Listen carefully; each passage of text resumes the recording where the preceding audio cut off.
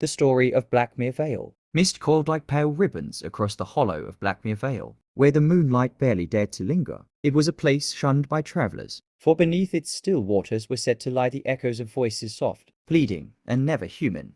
Yet on this night, a lone figure pressed through the fork, his lanterns, faint glow carving trembling circles of gold into the darkness. Elias Thornton, a mapmaker by trade, had come seeking the ruins of St. Varen's Abbey lost for centuries, and rumoured to sit somewhere beyond the Vale's drowned heart. He wasn't the first to search for it, but he intended to be the last. He had his father's old journal, the final pages filled with a single repeated line: "Follow the lights beneath the water." As he approached the black lake at the centre of the Vale, the air grew still. The surface was so perfectly still it looked like glass, reflecting the twisted silhouette of willow trees along its edge. Elias knelt, holding the lantern low, and then he saw them. Faint, wavering lights flickered beneath the water's skin, like stars trapped beneath the surface. Compelled by something deeper than curiosity, he stepped into the lake. The jewel stole his breath. He waded further, until the lights gathered around his legs, forming a slow-moving spiral. They weren't reflections, they were shapes, faint and spectral, moving as if to guide him. The water deepened. Quickly, Elias took a breath and, dove, the lantern went out. But the lights below flared brighter, illuminating broken stone arches, moss-covered statues, and the ghostly outline of what could only be the abbey itself.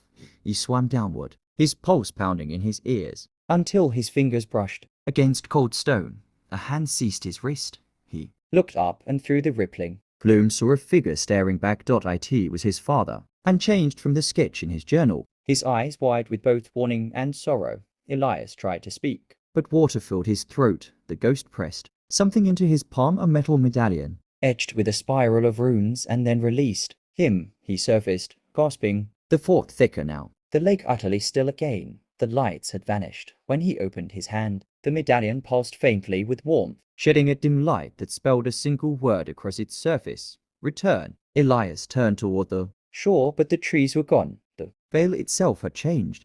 The moon hung lower, red and distorted, and the path behind him had dissolved into water. Some say the mapmaker's final chart found weeks later, soaked and incomplete, bears the outline of a place that does not exist on any map.